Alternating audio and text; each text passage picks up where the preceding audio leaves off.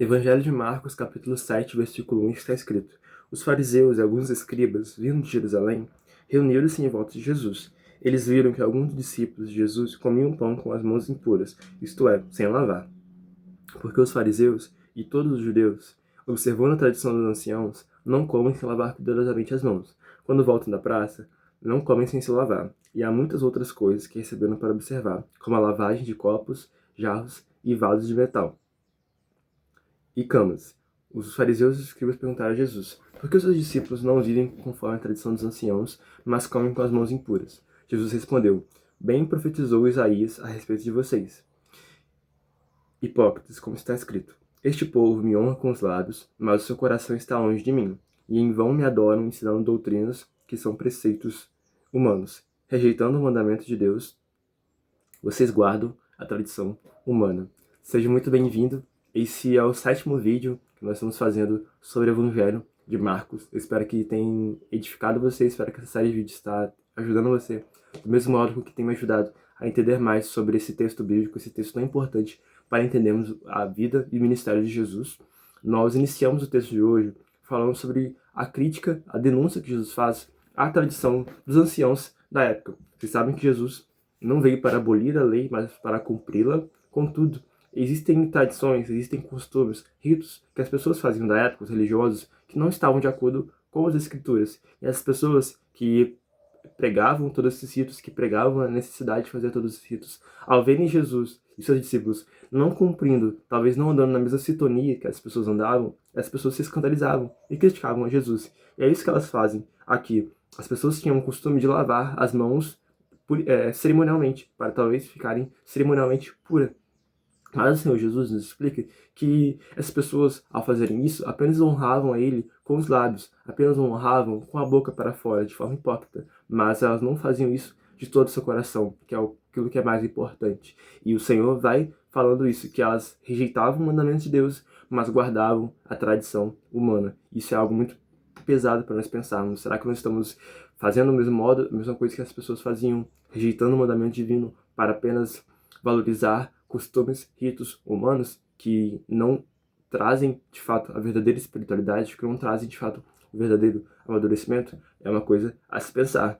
No versículo 9, Jesus ainda vai continuar repreendendo os costumes que os religiosos faziam. Ele vai falar que as pessoas tinham na época o costume de ofertar ao Senhor o Corban, que era uma espécie de consagração para o seu dízimo, para a oferta que eles tinham a dar, e ao templo. Então, essa pessoa, ao consagrar aquilo, ao separar o que ela tinha nessa espécie de oferta Corban, ela se invalidava de cumprir o mandamento de honrar pai e mãe, porque ela deixava de dar dinheiro aos seus pais, de ajudá-los financeiramente, porque elas diziam que estavam dando dinheiro ao Senhor no Corban, para essa oferta ao templo. Contudo, não é o mandamento principal era honrar o pai e a mãe, de fato ajudar, de contribuir a eles. Mas eles rejeitavam o mandamento de Deus, rejeitavam o princípio da lei de ajudar o pai, ajudar a mãe, para fazer algo que era uma tradição humana, que era essa tradição de consagrar seu dinheiro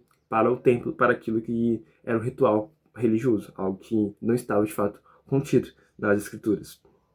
Depois, Jesus, no versículo 14, vai denunciar mais uma vez a questão da limpeza cerimonial. Escutem todos e entendam. Não existe nada fora da pessoa que, entrando nela, possa contaminá-la, mas o que sai da pessoa é o que contamina. Aqui, Jesus, mais uma vez, vai falar sobre a questão das leis dietéticas, da questão dos alimentos que eram impuros e impuros. Para os judeus, na época, Moisés traz a lei e existiam animais que não eram lícitos aos homens comerem, para viverem de acordo com a aliança do Antigo Testamento. Agora Jesus vai nos ensinar sobre outra coisa, que na verdade não existe nada fora do homem que o vá torná-lo impuro.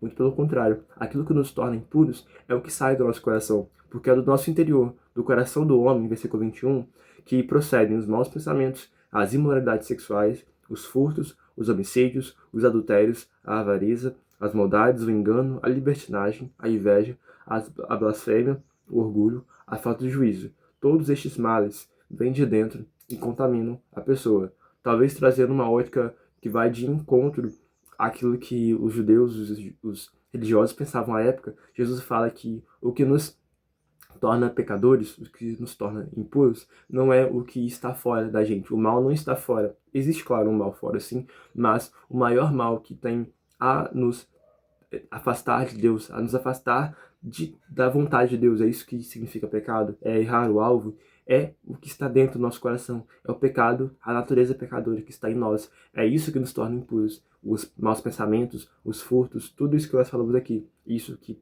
torna um homem impuro, e não o ambiente, e não o meio que ele está inserido. Isso é algo a ser pensado, e que certamente tem muito a nos ensinar. No versículo 24, nós temos mais uma prova da fé e mais um exemplo da bondade, da misericórdia de Jesus, na questão da mulher cirofenícia.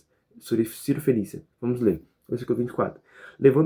Levantando-se Jesus, saiu dali e foi para as terras de Tiro e Sidom, uma terra gentia, que não era judia, uma terra onde não existiam judeus na época. Tendo entrado numa casa, não queria que ninguém soubesse onde ele estava. No entanto, não pôde ocultar-se, porque uma mulher, cujo filhinho estava possuído de espírito imundo, logo ouviu falar a respeito de Jesus. Ela veio e se ajoelhou aos pés dele. Essa mulher era estrangeira, de origem cirofenícia, e pedia a Jesus que expulsasse o demônio de sua filha. Mas Jesus lhe disse: Deixe primeiro que os filhos se fartem, porque não é correto pegar o pão dos filhos e jogá-lo aos cachorrinhos. A mulher respondeu a ele: Senhor, os cachorrinhos debaixo da mesa comem das migalhas das crianças. Então Jesus disse à mulher: Por causa dessa palavra você pode ir, o demônio já saiu da sua filha. Quando a mulher voltou para casa, achou a menina sobre a cama, pois o demônio tinha saído dela. Fé, bondade e misericórdia. Essas são as características que nós podemos resumir a esse texto sobre a cura da mulher cirofenícia. Essa mulher tinha fé, essa mulher tinha a plena confiança de que Jesus, mesmo sendo um homem judeu, mesmo sendo alguém que certamente, aos olhos da época, aos olhos da sociedade da época, certamente iria torcer os olhos, iria torcer o nariz para ela, não iria atentar para ela, porque ela era uma mulher grega, ela era uma mulher que não pertencia ao povo judeu. E Jesus expressa isso ao dizer que ele primeiramente veio para os judeus. O Evangelho de João vai falar isso, que ele veio para os seus, mas os seus não receberam. Isso é verdade. Jesus fala aqui que o propósito dele eram os judeus, a princípio. E isso era expresso nessa metáfora do alimento aos filhos, dos filhos que comem à mesa. E não era lícito tirar o alimento dos filhos que estavam na mesa para dar aos cachorrinhos. Aqui o Senhor fala, a metáfora talvez pejorativa a princípio para essa mulher, mas ela entende que Jesus não estava a repudiando, não estava a criticando ou a repreendendo. Na verdade, ele estava falando de forma objetiva sobre o propósito dele, sobre a missão, o chamado ministério dele, que eram os judeus. Depois que os judeus fossem alimentados, depois que os judeus fossem, de fato, cumpridos a missão que Jesus tinha, aí sim seria lícito dar aquilo que os judeus estavam provando para outras pessoas também. Mas essa mulher disse que ela precisava dessa cura agora, ela precisava desse milagre naquele instante. E é isso que Jesus entende. Jesus percebe a fé daquela mulher, percebe aquela mulher que tinha entendido o lugar dela como gentia, o lugar dela como mulher que não pertencia ao povo do pacto de Israel, mas ainda assim ela tem essa fé. Jesus vê a fé que ela tinha nele e age com bondade, age com misericórdia para atuar na causa dela. Isso é maravilhoso. No versículo 31, nós temos um relato que é pertencente apenas ao Evangelho de Marcos. Os outros evangelhos não trazem isso. Então vamos nos atentar. Versículo 31.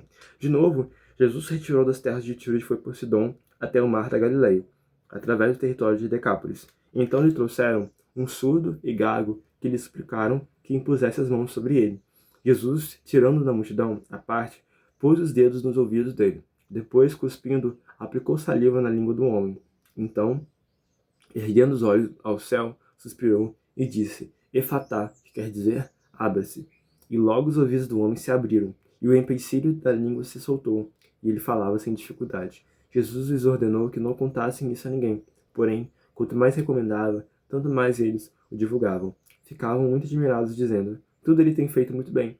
Faz até os surdos ouvirem e os mudos falarem. Jesus não tinha nenhum método, um segredo, um passo a passo de milagre. Ele fazia de acordo com a situação e, claro, no poder do Espírito. Então nós temos relatos onde, por exemplo, nós lemos anteriormente do homem que tinha a mão mirrada. Jesus traz esse homem para o centro da sinagoga e o cura. Também no mesmo caso da mulher com fluxo de sangue. Apenas ao tocar nas vestes de Jesus, ela é curada. Agora existe esse relato do homem que era surdo e gago. E ao lermos isso, Jesus tira esse homem do centro da cidade e traz ele para um lugar retirado. Aqui não está trazendo